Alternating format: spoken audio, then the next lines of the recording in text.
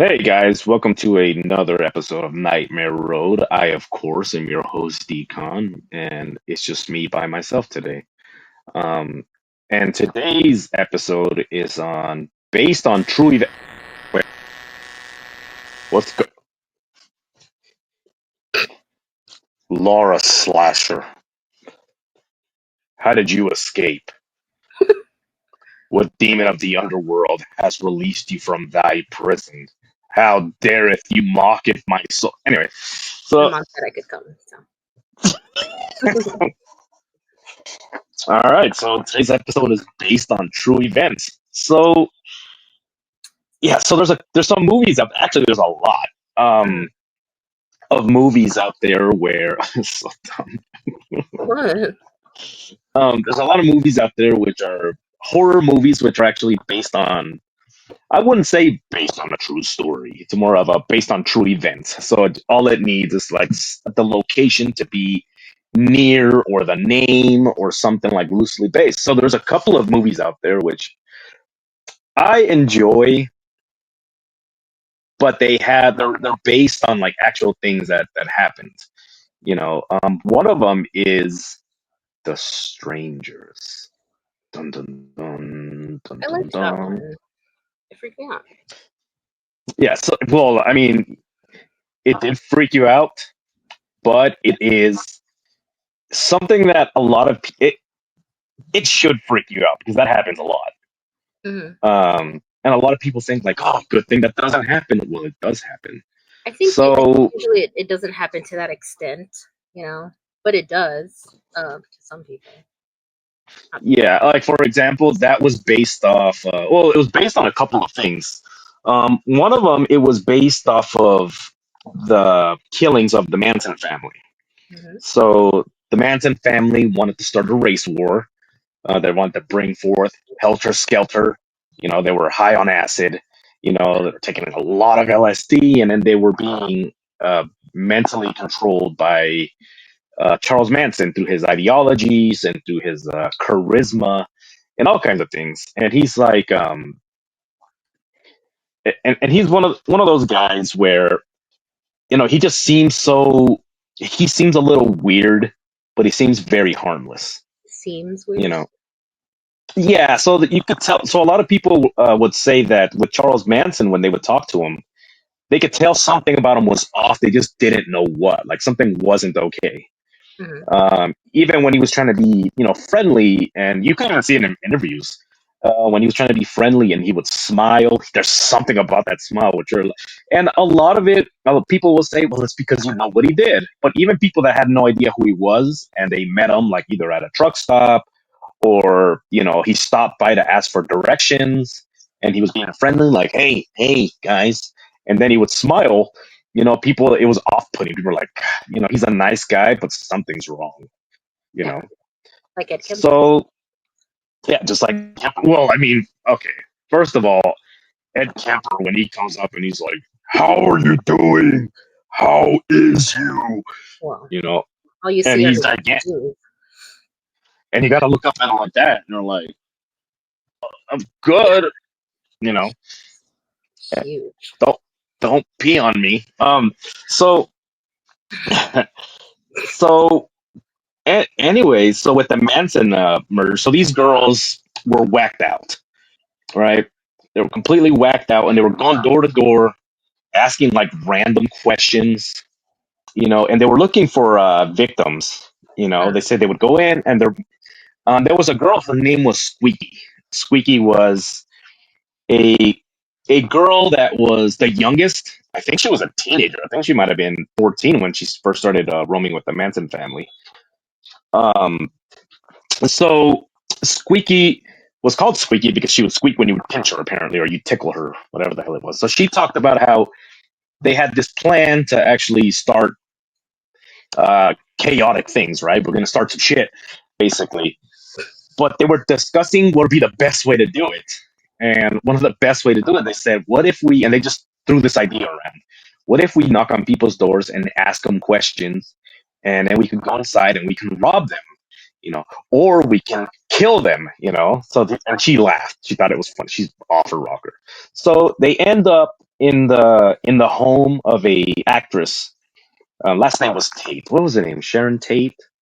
I think so. Uh, so they end up at her house, and the way that the story's told, it depends on which one of the girls that was convicted tells it. One of them said that she needed to use her telephone. Like, can we use your telephone? And she came in, and then they immediately attacked her. Other one that they came in and asked for directions because they were lost. But again, remember these girls were whacked out. So the truth is probably somewhere down the middle. Anyways, at some point they were in her house and they ended up brandishing a knife and they told her that they were gonna kill her. They're like, we're gonna kill you, we're gonna cut your head off, we're gonna carve the baby out of you, we're gonna use the baby to write on a wall, all kinds of things.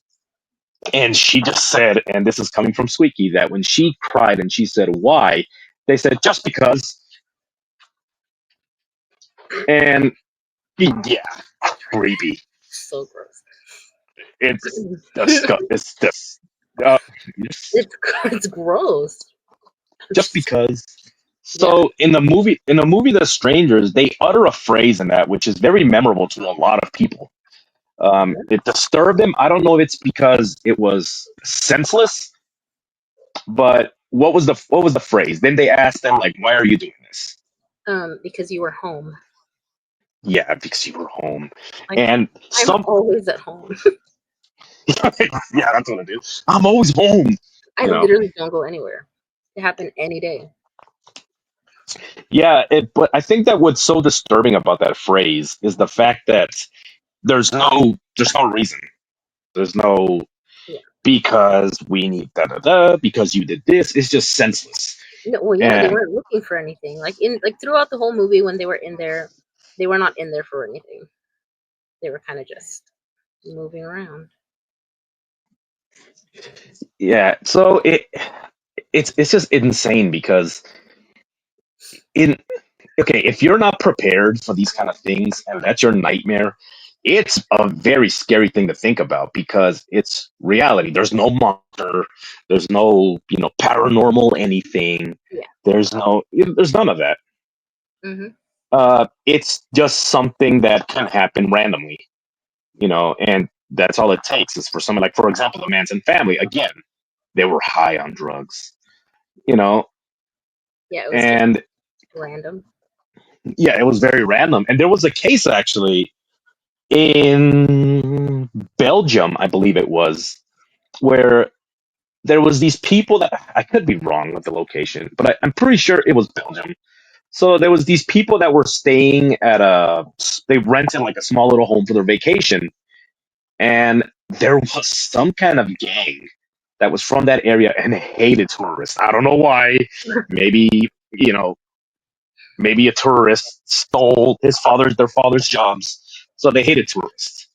So they go and they start trying to kick in the door, and these people are frightened. They're like, "What are we doing? What are you guys doing? What are we gonna do?" And they're shouting, "We're going to kill you!" Out of nowhere. These people are trying to vacate, and it was an elderly couple. And these people are trying to vacation. Here you have these, but good thing it was one of those old-fashioned doors from those old, like, fashioned homes where the doors are pretty thick. Yeah, You know, very so they solid. couldn't get, yeah, very solid. So they couldn't get in. So they ended up leaving.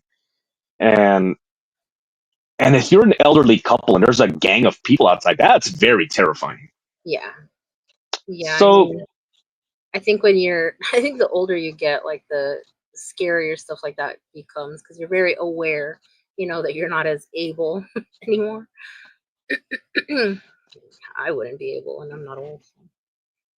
yeah, and well, it's a scary thing. I mean, if somebody tried to break into my house, you know, Okay, that is, I know. yeah, Let's move along. that. Anyway, all right. So to you, when you watched The Strangers, what was so? Because you said that movie disturbed you. Mhm. So what Um, about it? it's not so much that it just bothered me. I think just because like of how not realistic, but like it can happen. Mm, You know, yeah, it something can that happen. people go through, like actually go through, have gone through, will go through, and it just like I've never gone through it, luckily, and hopefully I would never, because like I don't know what I would do, and it's scary to think about because like it can happen anywhere, anybody. Yeah, and when you look at the situation, I mean, a lot of people that watch the film and it disturbed them. That film, and there was another film that was kind of like it. It was No Vacancy. Okay, Do yeah, you ever, yeah, and it's just a really long time ago, but yeah, yeah, same concept. You know, these people are staying in this place, and then they watch this tape, and then they realize that's that that when hotel was being made they snuff start getting films. like phone calls and stuff, right? Yeah, and it was yeah, and they were recording everything. They're gonna record them murdering you, Yeah, and they're gonna sell the film on the black market. So same thing, human beings with violence. But in The Strangers, what disturbed people the most was the fact that these people were wearing masks. The fact that they had a mask on is, oh, I mean, yeah, because you're mentally ill. Um, so, but the whole concept of the mask, the reason why it's so terrifying is because it dehumanizes somebody.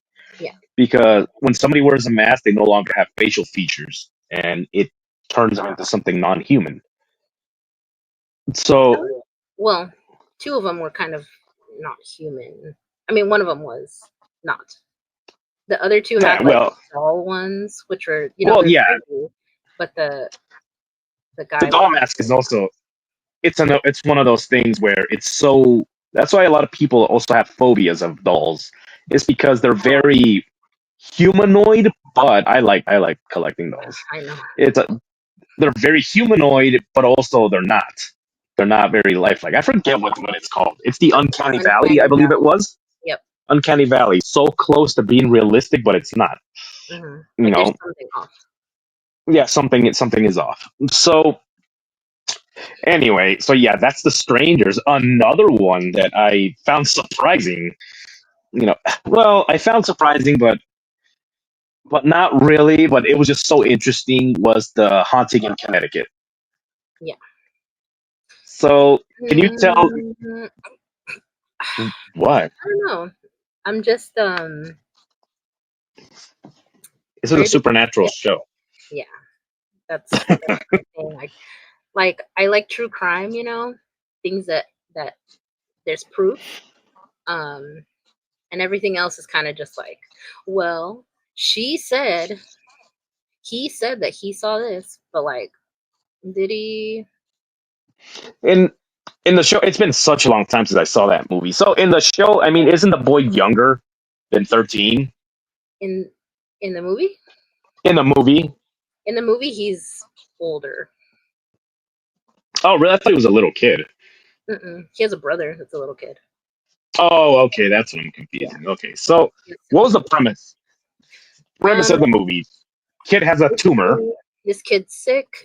He has some sort of cancer, and they move closer to his doctor, like closer to that hospital that he's gonna go to. He has like some trials that they want to start. And they tell him, like if you see anything, if you like hallucinate or whatever, we have to end the trial. So he starts seeing this stuff, assuming that it's because of the medicine. Maybe it was. Um, and they don't tell the doctor, because they don't want to end the trial or whatever. And then whatever it is that's in the house starts to terrorize, I guess, the whole family and the dad. Yeah, that's yeah. I like that kind of stuff. That's so. There's those Maybe kind of movies. I don't know why I like them. Probably because it's ridiculous the so concept, unrealistic. but it's very unrealistic. Hmm. But that is actually based on events that occurred. You know, same, almost the same thing. The story's almost the same. You know, a kid has a tumor in his neck. The mom takes him to go get a biopsy. It's the Hmm. size of a okay. So there's 3 to 4 documentaries on this. 2 of them have the people that lived it. The other one has just it doesn't have the mom or the dad. It's just the siblings that are talking. Hmm. And now they're older, obviously. You know, now they're so in the story, same thing. The kid has a growth on his neck, and it was small. The mom doesn't know what it is. It's painful, so she takes him to the doctor. She in the movie, and then in one of the documentaries, she said that by 2 days later, it was the size of a golf ball. So she took him. That wasn't true. That they Yeah. she took him because she was afraid that he had like a hematoma or something. Or there, so then Wouldn't the you be able to doctor's see like, that well, though? the what? Wouldn't you be able to see that? Like you'd be able to see some bruising. Yeah, I don't know. But the doctor basically did a biopsy on it. The mom thought it was ridiculous, but they did it anyway. And it was cancerous. Mhm. Um, he was prescribed, and it was really expensive. I think they said that the drive was 3 hours there and back, so it was like a 6 hour day to see Jeez. his doctor. So they ended up renting a house. They're like, well, we got to look. And okay, so this is where the stories begin to start getting a little bit I was gonna conflicted. say So, the so discrepancies start. yeah, there's discrepancy. Okay, so the siblings say that the doctor said there's houses around here for rent, and there's a house that's for rent, and it's over here. Okay, the in one of the interviews, the mom said that she was praying, and then this voice told her turn here, and then she turns, and then there's a house for rent, and it's like, oh, the answer to my prayers, So yeah, so that's, I guess, that one's small, but I don't know, it's still like Yeah. it's still different. The sibling said the doctor recommended it. She said that some voice told her. In the Um, movie, I know she was driving around looking for like different ones. Um, when she saw that one, she was driving. She just saw it like randomly. I don't remember if she was praying right before when she was in the car. I I don't know, but it was kind of just like a random find when she found that house. yeah, and it's tough like hillbillies are like, there we were driving by, and then we saw this house. Um, Not in the movie. in the movie, yeah. Well, in reality, they're like, yeah, and that was one big room, So anyway, so they go and they start renting this house. Hmm. The kid starts seeing things, right? As the first time he was there, he was in his room, and he says that he saw someone like peek into the door and then left, and the person had no shape. So he told his siblings. He's like, hey, I just saw something, and then they're like, get the hell out of here. We saw something too, you know, and they're like, we saw, and they start basically comparing what they saw. The mom was saying something like, my poor boy is insane. So there's two stories on there. So you have the first one. She said, how did she put it? She said, by God, my son is so close to death that he knows that this is a mortuary because the parents were told used to be a mortuary. The second time they told the story, they didn't know it was a mortuary. They're like, we're beginning to suspect this is a mortuary, because Odd. there was like stuff in the basement. But she said that, you know, In the movie, she knew. in okay, so in there So she was like, okay, so I can only she tell said, you what happens in the movie because I I don't read about paranormal things. So yeah. So she ended up saying, like, in one of the accounts, he said, he's so close to death that he can feel this is where dead people go. That this is a mortuary. That's one of the things she said. Then she said when she heard these stories from her kids, she's like, he's gone crazy. He's crazy. He's you know. She thought that he was gone crazy because of the medication. She's like, the medication's making him go nuts. So she took him to the doctor, and the doctor was like, no, this medication does not make you hallucinate. It doesn't even make you drowsy, And he said, like, so that's what they said. He's like, don't worry, it's not the medication. So they sent him back home. So then the mom's like, okay, you're just making shit up because you're trying to scare your siblings because you're bored. can you imagine? So, Jeez. well, yeah. So, like, in the documentaries, the mom and the dad come off as like a couple of douchebags, you know. So the kids are terrified. The little girl, she says she's playing in a room. I don't know if there was a little girl in the movie, but in the documentary there was a little girl, and she said that this woman walked into the room and started, talking to her, and she looked messed up. She ran, she screamed, she told her mom, she's like, Mom, I saw this woman in my room. And the mom's like, there's no woman in your room. And she went over there and she said, damn it. And she walked up to the boy with cancer and she's like, damn it, stop trying to scare your sister.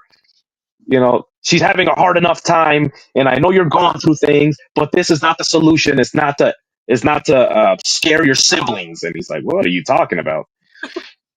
Yeah, You know, in the movie, it's more just him in the beginning. Like, he's the only one that can see things. And then toward, I guess, like, the middle, maybe, like, I don't know, an hour in or so, is when the rest of the family starts to see stuff. So the little girl, they show that there's, like, something behind her, but she doesn't actually see it. yeah, in the documentary, she saw it, and then the siblings are downstairs, and they find like one of those old beds.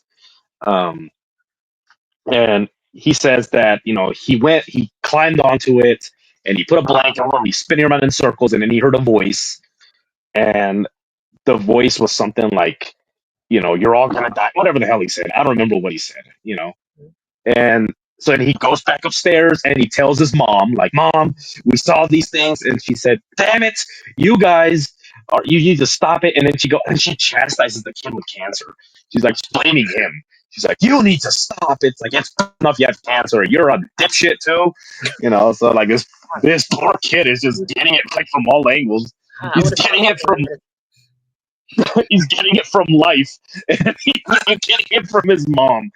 So then he goes, and finally the dad, I guess, worked out of town, and so the dad came home, and they're telling him all these things, and the dad's like, that boy with cancer. He's like, and I told and the boy with cancer, the brother was like, yeah, and I think his name was Paul, the boy with cancer. It might have been in the movie. It was Matt. So Oh, okay, and in the documentary it was Paul. So he's like, and then Paul told Dad, he was like, "Hey, Dad, I'm seeing these things, I'm hearing these voices," and the dad said, "You need to stop this foolishness right now. This is my damn house, and as long as you live under my damn house, is my damn rules, and I will not hear any." So he's screaming at this kid, and then they're like, and he started putting a lot of distance between himself and Paul. And Paul, he's beginning to isolate himself. He can't, he stopped talking to us, because his parents are fucking yelling at him. I mean, number one, he's sick. Number two, and his parents are just screaming at him. And this is how you know that they have puffy nipples. Okay, so as I how could you tell? Did you see it through his shirt? no, yeah, through the shirt of his behavior. The sheer shirt. Yeah, through the shirt of life. So the kids come down. They're screaming, Dad, Dad, made a mistake. They should have gone to the neighbor because his neighbor didn't have puffy nipples. Mm-hmm. So he was like, Dad, Dad. He says, we heard the voice of four men coming from the basement. You know, I don't know how the hell they heard from upstairs all the way down to the basement, but they said there's four men in the house. We heard four So different voices. in the movie, I don't know if it was like this in real life, but in the movie, the cancer kid, what's his name, Paul, or Paul. Matt in the movie, his bedroom was downstairs in the basement. Okay, no, and his bedroom was upstairs with everybody else. Okay, well, I don't know how they heard. Yeah, I don't know either. Stupid man. Um, so they're like, Dad, we heard these voices, and the dad's like, there's no one in the house. Go back to bed. So again, two different versions of the story. Okay. The one where he tells him there's no one in the house is more believable because in the third interview, when it's just the siblings, they basically say that dad was like, just go to bed. I'm sick of this. I'm tired. It's bad enough. I have to deal with Paul's shit. Now I have to, like, deal it with from all of you. So they're like attacking this kid, you Yeah, know, the and sick fucking kid. Paul. Jeez. Yeah, the sick kid, like, because he's an easy punching bag. He doesn't move very fast, you know. He's already So hopeless. he's already helpless. Might as well beat him down. Yeah, jeez. So anyway, so he's like, there's no one in the house, and So then he basically sends them away, right? And then finally they're like, Dad, we heard someone. The dad tells the story. He's like, and then I grabbed my shotgun and I went to the basement down and I sent their mother upstairs to go check the bedrooms. And it's like, okay, that's how I know in both versions of the story, he has puffy nipples. Because number one, if you believe, and I'm going to say this, let's say that one day these masked men are at your door. You do not send your woman out there to go deal with them. Go out there. I'm tired. So anyway, so he has the wife go upstairs and check the bedrooms, and there was no one there. And she said, "See, I told you. You know, there's no one up here. You guys need to stop. You know, it's bad enough we have Paul." He was like, "Oh, geez." You know, so and in the second version of the story, the dad was like, "There's no one up there." Sends the mom upstairs to go look, and he goes back to bed like a puffy nippled man. That one has Um, puffy nipples. So anyway, so that happens, right? hmm So then they notice that now Paul is beginning to. Okay, so this is so cheesy because I think it was also the time. So in the documentary, they start playing like this rock music, like you know, and it was like, and they just show like Paul, and he's like wearing dark clothes, and he's just like looking at them, and it sounds like he's playing rock music from Saved by the Bell, the episode where they start a rock band. You know, like Zach Morris is on the mic. He's like, "Friends forever, yeah, we're Oh, friends for a," you know, like some like there was, SpongeBob stuff. yeah, like something straight up gay. So like, so he's playing like this music, right? And he's like, and then he began to distance himself, and he was no longer talking to me. We used to be best buds. You know, we used to be buddy. It's like, well, when you spend the majority of the time just treating him like shit, you know, making him think that he's insane. So that they're struggling financially, hmm right? The bills, the medical bills are killing them. They can barely make rent, all of these things. And then they said that he started noticing that the power bill was high. And he's like, why are the power bills so high? So he starts investigating. And then he finds out that his kids have been sleeping with the lights on because they're scared. hmm And he was like, we need to turn these lights off right now. And, you know, and they're like, but we're scared. He says, you know what I'm going to do? And you would think that he was going to sit them down Okay, and this before that, music was sorry, okay. before you get to the what he did, was he? Did they mention if he was drinking or not? No, in the documentary, no. In the documentary, he wasn't drinking. He was a man that was tired, and he was a Mhm. man that was a hard worker. He was just tired. So in the Why? movie, he had been like, he was an alcoholic, I guess, in the past, and then he changed. He went back to like normal, I guess, like he was sober or whatever. Um, uh-oh. Oh, he was sober, and then he started drinking that one night that he came home and found like all the lights on, and then that's when he did Yeah. what he did. So, Okay. So in the documentary, they don't mention his drinking. They just mhm. said that he was like, man, this bill is out of control. Maybe that's why they did it in the movie because they're like, "Ah, man, this character is just He so mentioned shitty." that. He mentioned the like, why don't we just why don't we just start a fire and throw money in it because the lights Yeah, were on. he probably said that. That's such a puffy nipple phrase. You know, that's something that they write on a chalkboard at the Puffy Nipple convention. Like, oh, why don't we just start a fire and throw money in it? That's the slogan. I'll be, I'll be the first one because I'm a pussy. And he just fucking throws his wallet in there. Anyway, so he's like, the kids are like, Dad, we're just scared. Whenever we shut the lights off, we see, you know, things moving across the room. We see things peeking in. We see a woman. We hear scratches. We hear voices. So the dad goes, I'm taking all the light bulbs out. So he, as a very supportive dad, takes all the light bulbs. So now the kids are in the dark. They're scared, and they say that they're being tormented by things and in the dark, you know. And Paul's now beginning to hear certain voices apparently that are telling him like, you know, see, your parents don't care about you. They don't believe you. You're better off alone. They're singing. They're actually they're telling him lyrics to 3 Days Grace. You know, I believe in that. better off alone. Your waste disappear. So they were basically singing these lyrics to him, right? And then Mhm. you know what? And I'm listening to this, and I'm like, damn, these voices are right. I mean, it was very expensive. I mean, yeah, but why don't you just put all the kids in one fucking room and just put one light bulb? Like they're that scared. The solution is let's make them feel more scared and more vulnerable, and now they can't come to you if they're terrified. Well, no.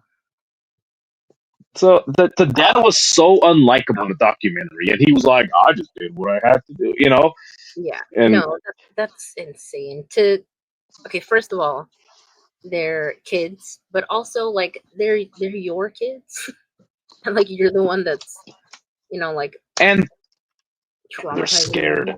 Yeah. They're looking at you as the source of comfort and protection, and you come out with this. This was just one of those things where if all of a sudden a shadow person comes out from behind and grabs the dad by the head and tears it off, that's when everybody stands up in the theater. They just cheer and start clapping their hands, and Mhm. and then the kids, are in the documentary, like, yeah, so the ghost person came up and ripped dad's head off.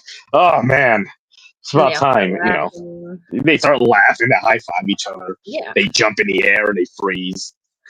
that's how it ends.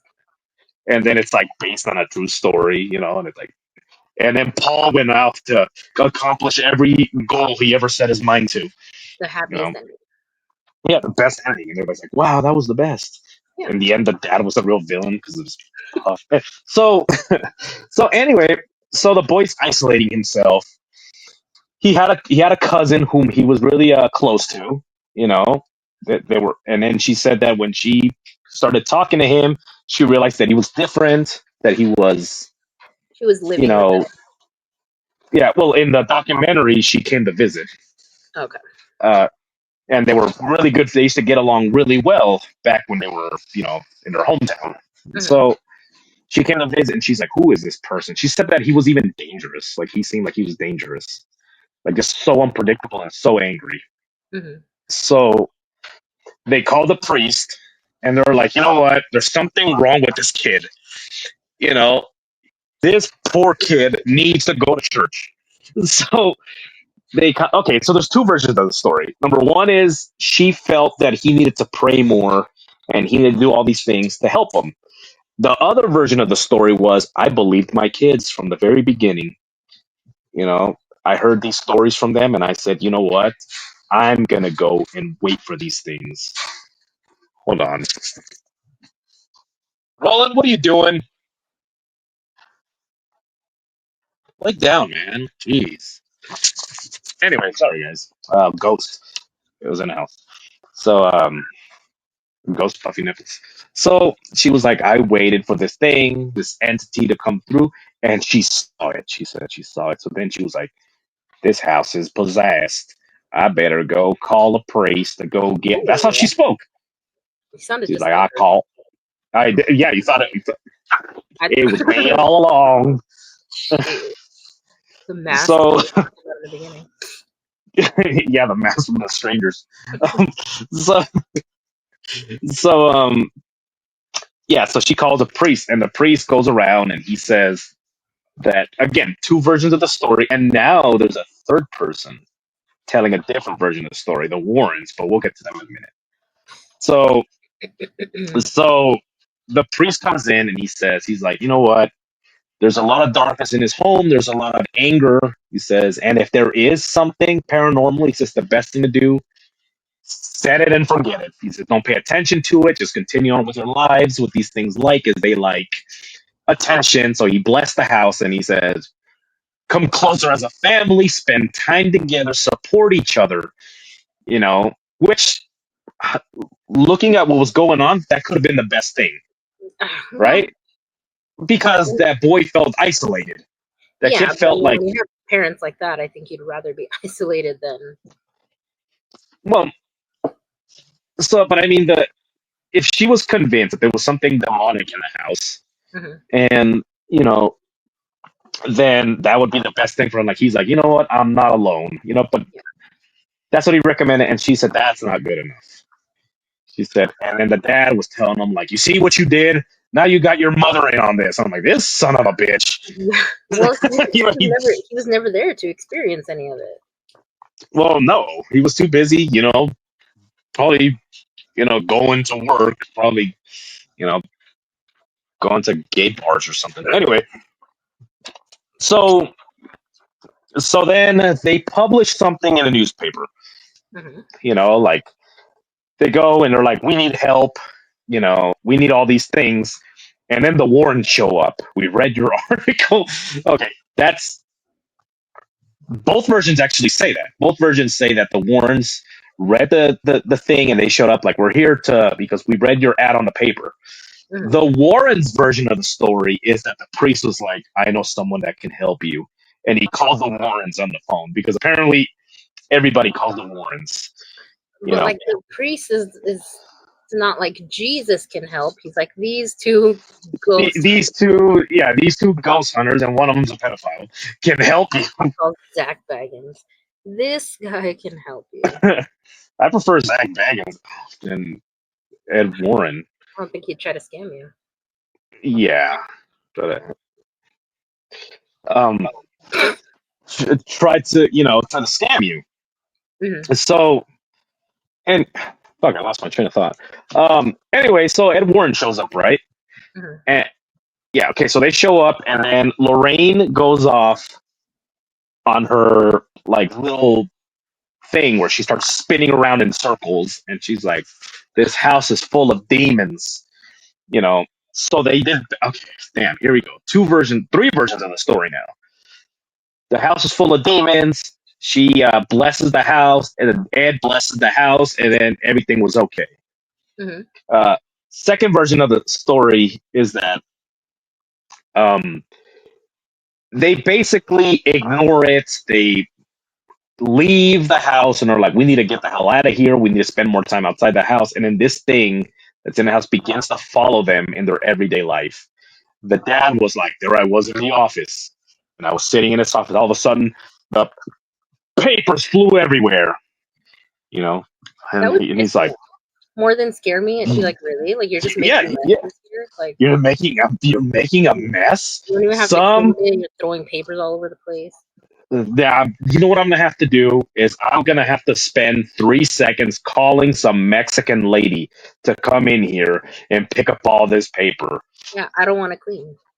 Yeah, and then they're gonna call Laura and be like, "Hey, I don't want to do that. no, who wants to do that? Why? So the ghost can come back? Not me. No thanks." So he said, so that's one version of the story that he told. And again, guys, I'm sorry. There's so many different versions of this story because there's two interviews with the family. There's one interview with just the kids. There's another interview with the Warrens. Um, so now there's four versions of the story. Or yeah. So the mom is doing whatever the hell she's doing. A voice begins to scream at her, and she's like, "This thing is now chasing us." So yeah, Now she's hearing voices. so now she's like, "How about you're the second? Have you been taking your son's medicine?" You know, Maybe she needs to go to the doctor. yeah, maybe this whole time, maybe she's the one with the golf ball in her neck. She's like, the golf ball's in my ass. So so it it's just one of those things where you just gotta look and you're like, damn, I feel bad for the kids in this situation because what I hear is it's shitty if it's a haunting is one thing. Another thing is you begin to see a very dysfunctional family. Yeah. And I think this is from my, from what I see. I wasn't there, but You weren't? what I'm gathering, no, I wasn't. It's crazy because the accent is exactly like Yeah, you thought that I was one of the kids. I was the one with cancer. yeah. Um, Oh so, god. I thought you were the little that was girl. me. But yeah, and they're like, "Oh no, the disease is turning him Hispanic." Um, so Yeah, so from what I hear is this family was already dysfunctional, and and you do see this a lot, like in a lot of paranormal cases. There's a poltergeist in the house. What are we gonna do? But a lot of that is already the house was dysfunctional. The family maybe was bored. They needed something to entertain themselves, so all of a sudden the house is haunted. You Okay, know, so even though I am very skeptical that any of this is real, um, if for whatever reason it's real, do you think that whatever was in the house attracts dysfunctional families? Since there are so many um, cases. oh, oh, so okay, so wow, look at you asking the questions. So one of the one of the ways people put it is the negative energy attracts negative energy. Hmm. So you have all this darkness within the family, and then it attracts something dark, right? Um, the way that and then Lorraine Warren put it is something comes in and then everything goes negative. Like this thing is But influencing you. so, like with the house, there was something already in the house. Yes, there was So, something like, already in the house. do you think So, whatever is in the house is pulling in more negative energy? Like possibly, dysfunctional possibly, families? but I think that the feelings come from like, okay, now here's my belief system. Um, if it's a like a legitimate haunting, it's demonic, right? And they begin to very slowly attack the weakest person, you know, in the family. Which, according to these people, it's like he's attacking the kid with cancer. Like, why not attack the little girl? That's the Well, weakest person. so Because what I hear is, in the movie they explained it like he's so the priest or pastor, whatever it was, um, in the movie when they called him to the house, he said like that he's in the perfect I guess like stage of life or whatever to be trafficking with ghosts. Um, and then he mentioned about like the kid, like they're I guess like he's right at that stage because he's dying. That he's the one that can like interact with them the best because he's huh, like that, right there. that doesn't sound like anything that a priest would say. Well, Um, he did have cancer, so yeah, a priest would probably be more like, yeah, let me go. Just give me 10 minutes with the little boy alone. Nobody bother me. well he was over 18, so I don't think he would have. Who was over 18? In the movie, the kid with cancer, Oh, he was a grown man I'm pretty sure he was older. in the He because in the wasn't a little in the boy. thing. And so the mom had How said, she old says, was well, Paul was entering, she said, that stage where he's becoming a teenager. She said, so she attributed all of the negative behavior to him just hitting puberty. he? All right, now we're about to solve a mystery. How old was Paul? Okay, so I'm gonna go for Matt in the home team. Just keep talking to me. Okay, so Anyway, it says the you main said keep character Matt. talking. I know my internet's fast, I guess. The main character Matt is portrayed as a young adult around 17 to 19. No, all right. Oh, so And yeah, then so okay. what was the person's name? Paul what? Paul. How old was Paul in the hunting in Connecticut?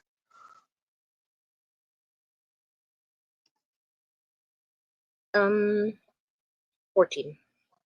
Okay, so yeah, it's still a little too old for a priest. He's like, Yeah, a little he's at bit. that age where if he punches me, I'll probably go to Yeah, sleep. Um, he's like a so, 6 year old. so yeah, so we gotta feed him the Camino Okay, wine. let's move along. Anyway, so let's move along. So anyway, so so retarded. so Jeez.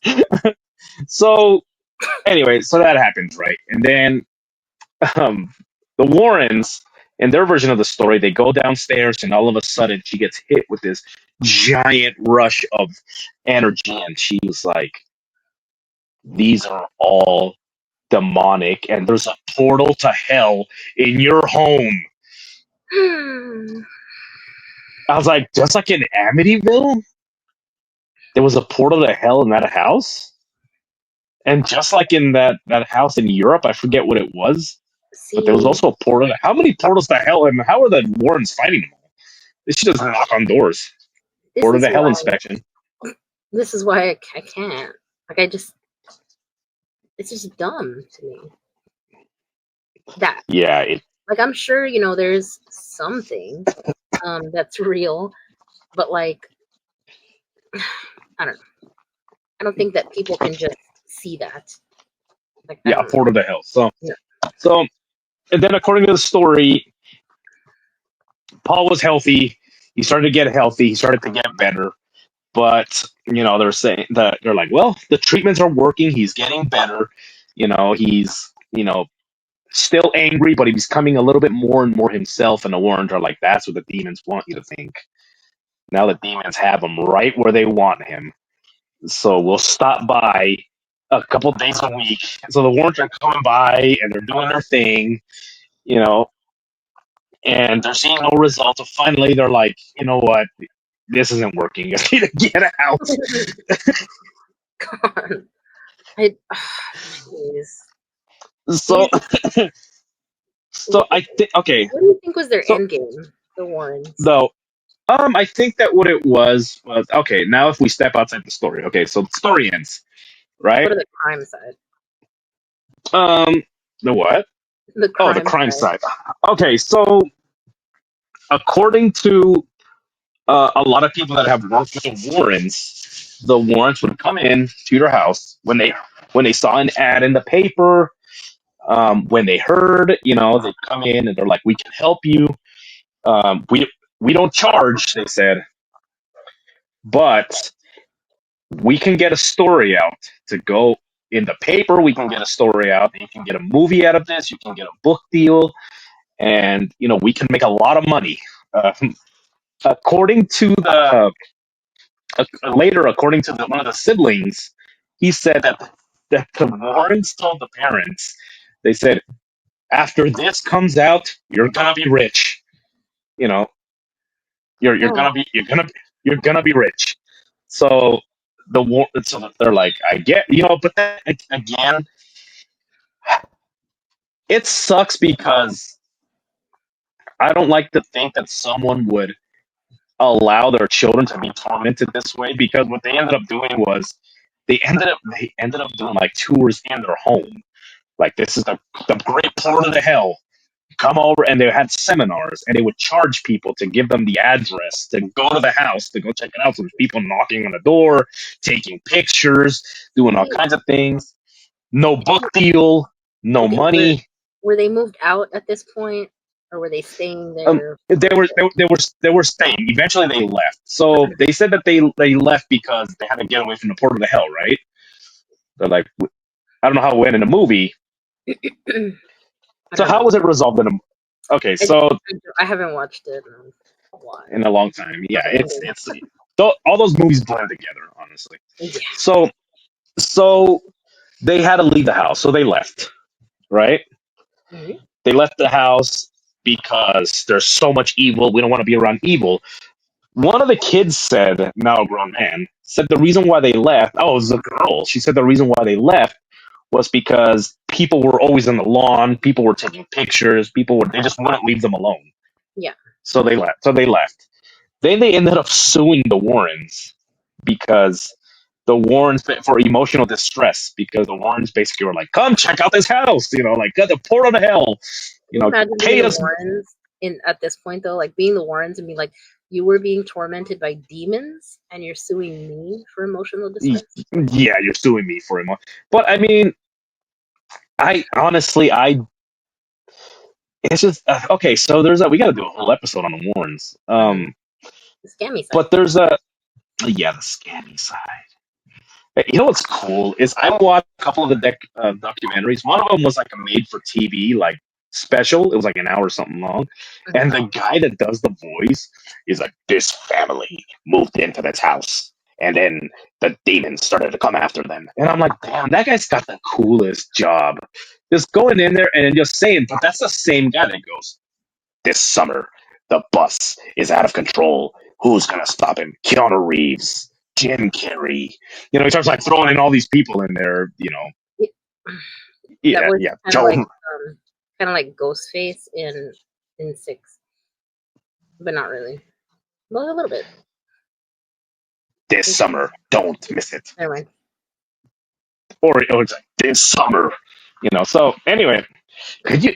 I want that job. Do I it. would do so many documentaries. You know, like the family move. Like if we recreate this whole thing, and the Mhm. family moves in, I'll be like, a family of six moves into a haunted house. Oh fuck! This whole house Stop. is What's so wrong with scary. you, It's all. That's how I would narrate it. Don't miss it Jim? this summer. Why would you narrate Um, it like that? I don't know. That's the only voice I Who's got. watching it? I some disgusting bastard. Anyway, so yeah, so with like for example with the Amityville horror, they brought in he's like, we're gonna be rich. And in that one he actually said we're gonna be rich. He didn't say you're gonna be rich. He said we're gonna be rich. And he brought in a book writer to document everything.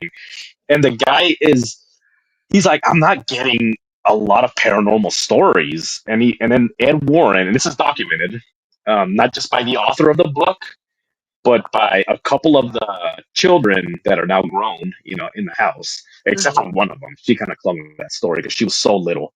But they claim that Ed told them, just make it up. You write scary books, make it scary. And he's like, what about, and then he said, and I quote, what about these people? And he said, they're crazy. Everybody that comes to us are crazy. You know, It's true. so he, he, he has a point. But what sucks is the fact that they turned a lot of people's desperation and mental illness into a form for them to make money. Yeah, You that's know, crazy. See, if you want to make so money off of the people that are like traveling to visit this house to, be around this supposed portal to hell, take their money or whatever, right? But not not the crazy ones. Ones that are mentally yeah, ill. Don't do that to them. yeah, they're meant to. Yeah, they're crazy. Good Warren, they're crazy. They're all crazy. So anyway, so the Warrens case, according to the Warrens, they closed the portal, you know, and now, yeah, but anyways, it got sued They won, after right? many. Yes, yes, they won. Not the millions and millions of dollars that we're gonna make from like what he's like. You're gonna be rich for like thousands, but anyway. But yeah, the Warrens were sued like over 30 times. That's crazy. We got to do that. Yeah. We got to cover a lot of that stuff. So anyway, that's the haunting in Connecticut. It's awesome when you see the movie. The movie's spooky. It's cool. You get all the stuff that you like from a scary movie. Then you get the documentary, and it's like, okay, the documentary it still sounds shitty. Like you guys sound like shitty people, but it's still spooky. Then you get the second interview where they're like kind of like a little bit more like the details are a little bit off, and it's like just forget what you said in the first one. Yeah. And then you get the other one where the kids are talking, and you're like, wow, you guys are all douchebags. And then you get the Warrens, and they always make it exciting. They're always the hero too. They always show up. I'm surprised they didn't wear a cape with a big W on their Oh chest. my god. I I can mean, see your W.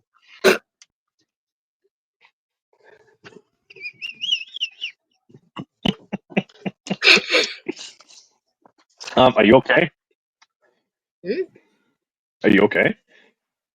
No, I have a chest You cold. have, you have a And, you have a thing? Oh no, well that sucks. Anyway, that's it. That's those are the two scary movies based on real events. So damn it, now I have it. So that's it. Remember, guys, to like and subscribe, share the show, check out the merch. The mm-hmm, merch is cool.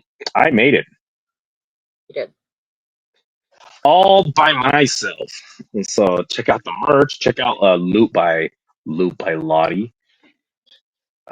Go get yourself a necklace. Get yourself a mystery box. It's always exciting stuff. And if you guys are the first time buyers, you guys can use the code Lucky Loot on your Sorry. first purchase. Get 10% off. Mm-hmm. Also, shout out to the ghost man, Shaun Burris. in his channel, Shadow Nation.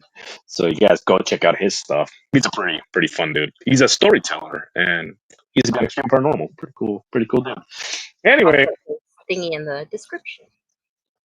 oh yeah. So that's it. So remember, guys, to always look both ways, especially if you're a drunk dad. Oh boy. Don't don't drive like that. No, don't do it. Don't even. You know what? Especially if you find yourselves on a nightmare road. There you go. Fuck was that?